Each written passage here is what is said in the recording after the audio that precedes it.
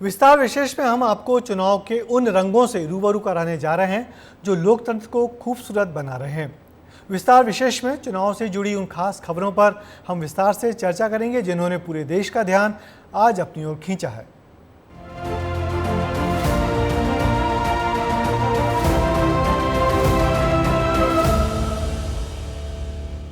विस्तार विशेष में सबसे पहले बात करेंगे अहमदाबाद के रानीप की। लोकसभा चुनाव के तीसरे चरण में देश की 93 सीटों पर मतदान हुआ। लोकतंत्र के इस महापर्व के कई रंग देखने को आज हमको मिले, लेकिन सबसे ज्यादा सुर्खियां रानीप पोलिंग बूथ ने बटोरी। यहां से निकल कर आई तस्वीरें बहुत खास हैं, क्योंकि यहां देश के गृहमंत्री के लिए खुद प्रधानमंत्री वोट डालने पहुंचे थे।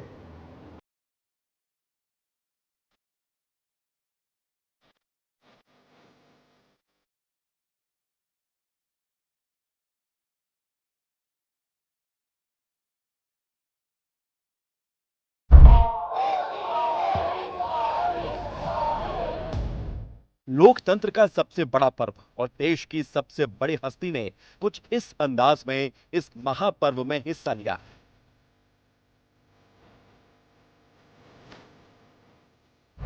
पीएम नरेंद्र मोदी ने आम आदमी की तरह लाइन में लगकर अहमदाबाद में वोट डाला। रानीप के निशान स्कूल में पीएम मोदी ने अपने बड़े भाई सोमा भाई मोदी के साथ वोट डाला। इस दौरान गृह मंत्री अमित शाह भी मौजूद रहे। वोट डालने के बाद पीएम मोदी ने बाहर निकलकर लोगों को स्याही का निशान दिखाया और वोटिंग की अपील की। पीएम ने कहा कि मतदान कोई सामान्य दान नहीं है। आज तीसरे चरण का मतदान है। मैं देशवासियों को विशेष रूप से आग्रह करूंगा कि लोकतंत्र में मतदान ये सामान्य दान नहीं है। हमारे देश में दान का एक महात्म्य है और उसी भाव से देशवासी ज्यादा से ज्यादा मतदान करें। प्रधानमंत्री नरेंद्र मोदी इस दौरान वहां मौजूद महिलाओं से उन्होंने बात भी की। पीएम मोदी को देखने के लिए पोलिंग बूथ के बाहर लोगों की भीड़ थी। पीएम ने भी उन्हें निराश नहीं किया और अमित शाह के साथ पैदल ही लोगों का अभिवादन करने निकल पड़े।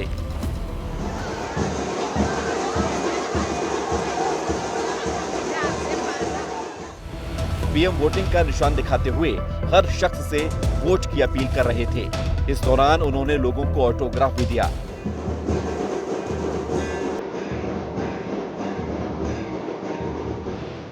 पीएम मोदी जब सड़क पर चल रहे थे तभी एक बच्चे को गोद में लेकर वो दुलार करते हुए भी नजर आए और इसी दौरान एक भावुक कर देने वाली तस्वीर भी सामने आई, जहां भीड़ में खड़ी एक महिला ने पीएम को रक्षा सूत्र बांधने की इच्छा जाहिर की।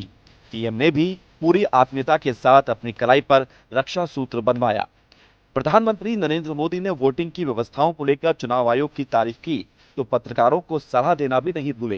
तेज गर्मी को देखते हुए पीएम ने पत्रकारों को अपना ध्यान रखने की सलाह दी और गर्मी से कैसे बचना है इसके उपाय भी बताए। इस गर्मी में आप लोग दिन रात दौड़ कर रहे हैं, तो आप अपने स्वास्थ्य की भी चिंता कीजिए। और क्योंकि चुनाव के दिनों में पत्रकार साथियों को दिन रात दौड़ना पड़ता है और आज मीडिया की कंपटीशन भी इतनी है कि आपको समय से आगे दौड़ना पड़ता है।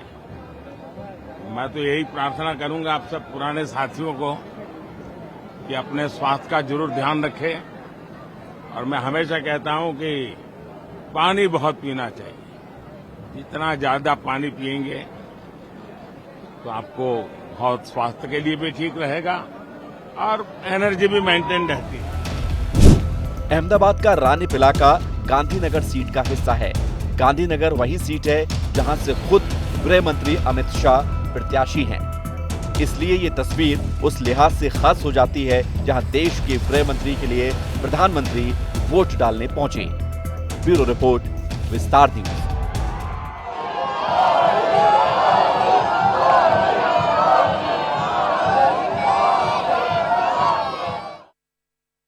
अब बात करेंगे सीहोर के छोटे से गांव जैत की। यहां लोकतंत्र का उत्सव दिखाई दिया। ये गांव विदिशा से प्रत्याशी और मध्य प्रदेश के पूर्व सीएम शिवराज सिंह चौहान का गांव है। शिवराज सिंह ने पूजा अर्चना के बाद यह इस गांव में वोटिंग में हिस्सा लिया।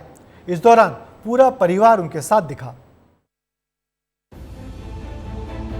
घर में पूजन, मंदिर में आराधना, मां नर्मदा के दर्शन, ये मामा की तासीर है जो तस्वीरों में नजर आ रही है। चुनाव कोई सा भी हो, ओहदा कैसा भी हो, शिवराज सिंह चौहान जब लोकतंत्र के महापर्व में हिस्सा लेते हैं तो घर में भगवान की पूजा अर्चना कर ही निकलते हैं। शिवराज सिंह चौहान सीहोर के छोटे से गांव जैत के रहने वाले हैं। घर के बाहर ही कुलदेवी देवता का मंदिर है। हर काम की शुरुआत वो कुलदेवी कुलदेवता के आशीर्वाद के साथ ही करते हैं और इस दौरान मां नर्मदा का आशीष लेना भी नहीं भूलते।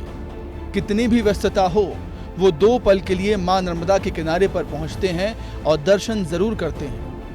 विदिशा से लोकसभा प्रत्याशी शिवराज सिंह चौहान ने वोटिंग के दिन की शुरुआत कुछ इसी अंदाज में की और फिर परिवार समेत पोलिंग बूथ पहुंचकर मतदान किया।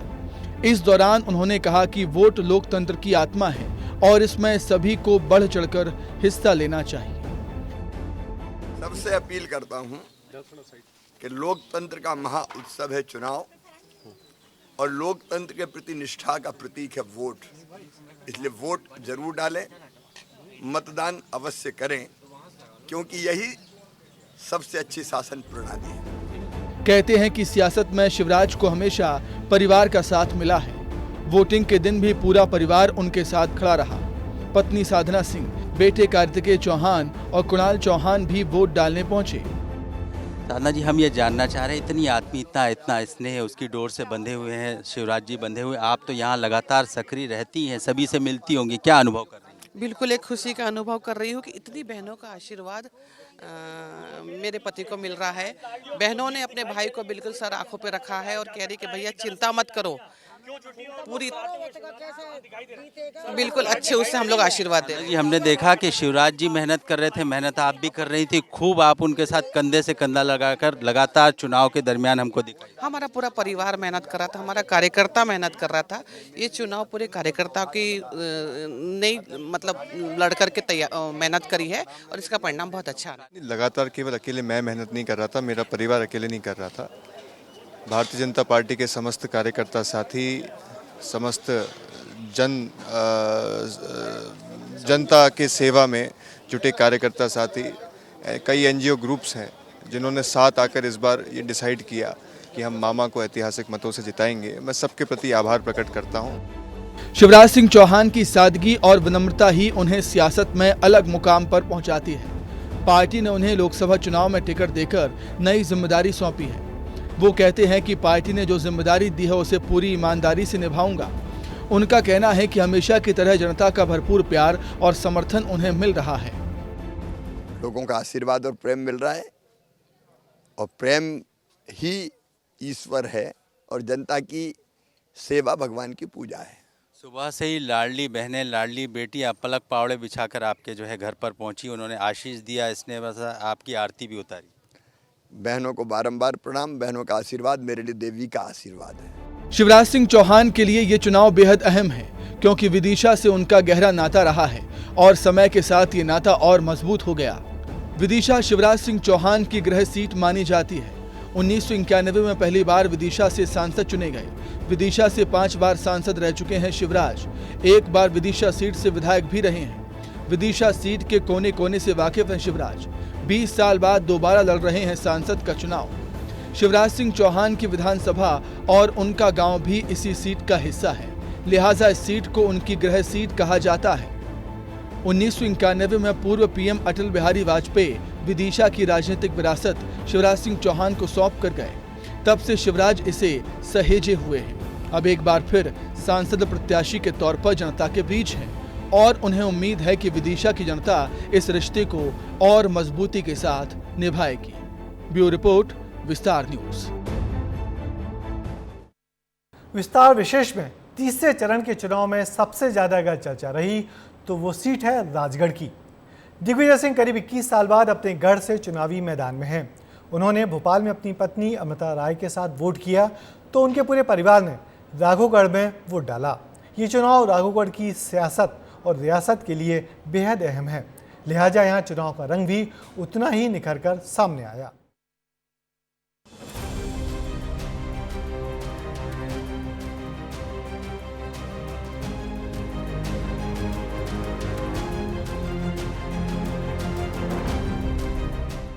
रियासत के राजा, सियासत के माहिर खिलाड़ी दिग्विजय सिंह ने लोकसभा चुनाव के तीसरे चरण के लिए वोट किया।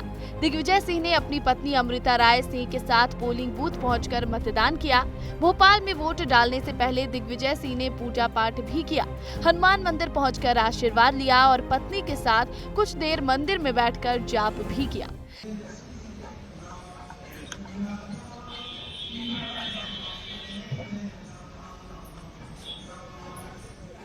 ये चुनाव दिग्विजय सिंह के लिए खास है क्योंकि वे खुद भी राजगढ़ लोकसभा सीट से प्रत्याशी हैं। वोट डालने के बाद दिग्विजय सिंह ने अपनी जीत का दावा किया। यहाँ के सांसद 2 बार के ऐसे हैं कि जो कि चुनाव जीतने के बाद कहीं जाते ही नहीं है। सर, जीत को लेकर कितना आश्वस्त हैं, क्योंकि कहीं ना कहीं आप भी? मैं तो पूरा आश्वस्त हूँ। हम कांग्रेस के एकदम कट्टर सिपाही हैं और हम कांग्रेस को वोट करके आए हैं। 100% जीतेंगे। दिग्विजय सिंह ने अपनी पत्नी के साथ भोपाल में वोटिंग की तो उनके परिवार ने राजगढ़ के राघवगढ़ में मतदान किया। बेटे जयवर्धन सिंह और बहू श्री जाम्या सिंह पोलिंग बूथ पर वोट करने पहुंची। ये मौका बेटे और बहू के लिए यादगार है। जयवर्धन सिंह भले ही विधायक हैं, लेकिन ये पहली बार है जब उन्होंने पिता के चुनाव लड़ते हुए वोट किया है। साल 2003 में दिग्विजय सिंह ने आखिरी बार राघवगढ़ से चुनाव लड़ा था। उस वक्त जयवर्धन की उम्र महज 17 साल थी और वो वोट डाल नहीं पाए थे। करीब 21 साल बाद दिग्विजय सिंह इस क्षेत्र से चुनाव लड़ रहे हैं, लिहाजा बेटे और बहू के लिए पहला मौका है जब पिता चुनाव में खड़े हैं और वो वोट डालने पहुंचे। हाँ, आप जानते हैं दिग्विजय सिंह जी जब एक बार ऐलान कर देते हैं तो पलटते नहीं हैं और उनकी उम्र भी अब 77 वर्ष की हो गई है और उन्होंने स्पष्ट कहा है कि उनका आखिरी चुनाव है। मुझे विश्वास है जनता उनको पूरा आशीर्वाद देगी। शुरुआत से जब दिग्विजय सिंह जी का नाम का ऐलान हुआ था तो तब और आज उस पूरी मेहनत का हमें वो एक प्रकार से वो कंक्लूड हो रहा है तो बहुत ही एक्साइटमेंट है। तो बहुत ही समय से पीढ़ियों से जुड़े हुए हैं तो उनका आशीर्वाद हमें यकीन है कि इन पे रहेगा। दिग्विजय सिंह इस चुनाव को अपना आखिरी चुनाव बता रहे हैं। वो चाहते हैं कि सियासत से विदाई जीत के तोहफे के साथ हो। आखिरी चुनाव इसलिए क्योंकि मैं 77 साल का हो गया, नए लड़कों को मौका देंगे और उम्मीद 100%। इसके लिए उन्होंने राजगढ़ के हर मतदाता तक पहुंचने की कोशिश की। राजा ने मैदान में उतरकर प्रजा के दिल में जगह बनाई तो सनातन को लेकर बनाई जा रही छवि को भी धोने में कसर नहीं छोड़ी। वोटिंग से पहले हनुमान जी के दरबार में माथा टेका तो वोटिंग से एक दिन पहले मां नर्मदा का आशीर्वाद लिया। दिग्विजय सिंह ने नर्मदापुरम पहुंचकर मां नर्मदा में स्नान किया और मां को चुनरी चढ़ाई।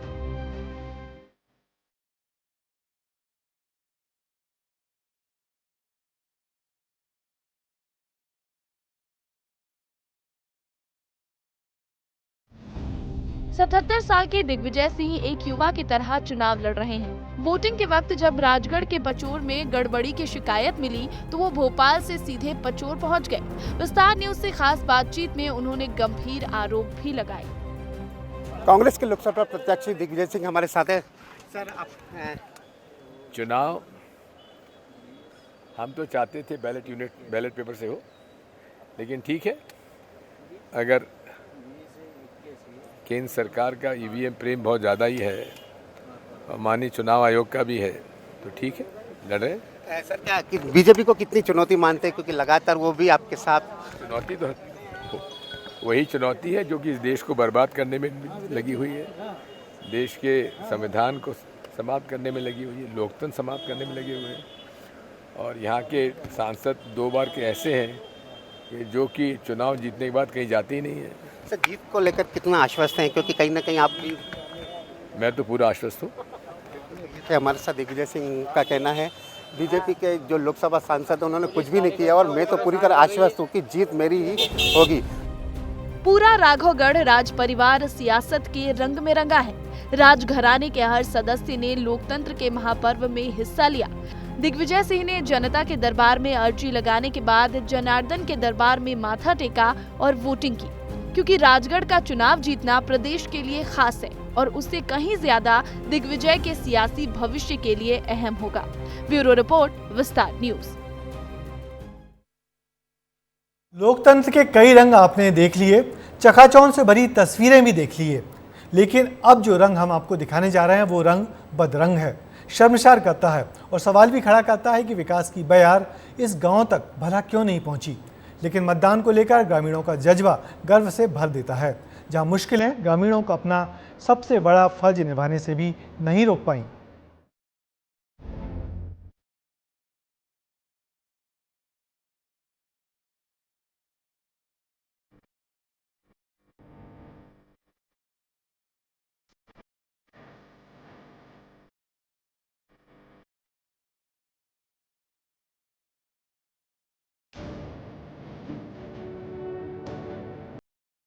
ये दो तस्वीरें भारत के लोकतंत्र की मजबूती पर गर्व कराती हैं, तो दूसरी तरफ शर्मसार भी करती हैं। शर्मसार इसलिए करती हैं क्योंकि विकास के लाख दावों और वादों के बीच हकीकत बेहद जुदा है, और गर्व इसलिए कि तमाम दुश्वारियों के बीच भारत का मतदाता अपने लोकतंत्र को मजबूत करने घर से निकला है। सबसे पहले बात श्योपुर की करते हैं। श्योपुर से 165 किलोमीटर दूर जब विस्तार न्यूज की टीम सुनवाई के पोलिंग बूथ पहुंची तो तस्वीरें हैरान करने वाली थी। लोग जान जोखिम में डालकर नदी को पार कर वोट करने पहुंच रहे थे। ये वो लोग थे जो अनीदा गांव से सुनवाई वोट डालने आते हैं, लेकिन दोनों गांव के बीच नदी मुसीबत का पहाड़ बनकर बह रही है। ग्रामीण सिस्टम से नाराज हैं, सीने में गुस्सा है, लेकिन अपनी जिम्मेदारी निभाने निकल पड़े हैं। उनका कहना है कि हर चुनाव इसी तरह की मुसीबत का सामना करना पड़ता है। शिकायतें भी की, लेकिन सुनवाई होती तो आज यहाँ पुल बन चुका होता।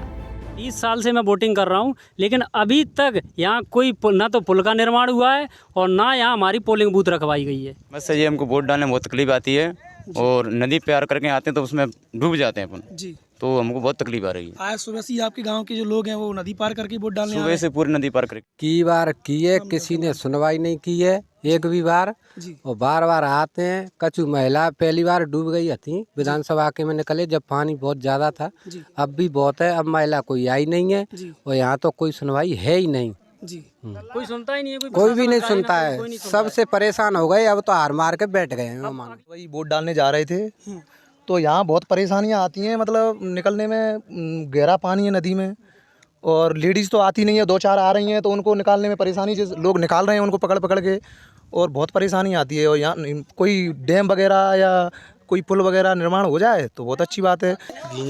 और ये पर्ची लेकर महिलाएं वो नदी पार करके आ रही हैं। अब बैतूल की तस्वीरों को भी देख लीजिए। श्योपुर से बैतूल की दूरी 600 किलोमीटर से ज्यादा है, लेकिन हालात बिल्कुल एक जैसे हैं। ग्राम पंचायत कान्हावाड़ी के पिपरी गांव के लोग भी नदी को पार कर वोट डालने पहुंचे।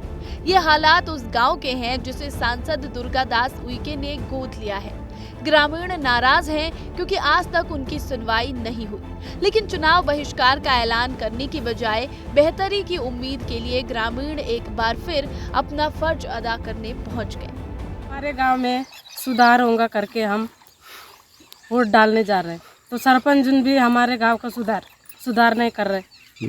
तो अच्छा सांसद चुनना चाहते हैं आप लोग? हाँ। इसलिए तो ये पुलिया नहीं होने से क्या क्या समस्या होती है? नदी पे पुल नहीं है तो आप लोगों को क्या क्या परेशानी होती है?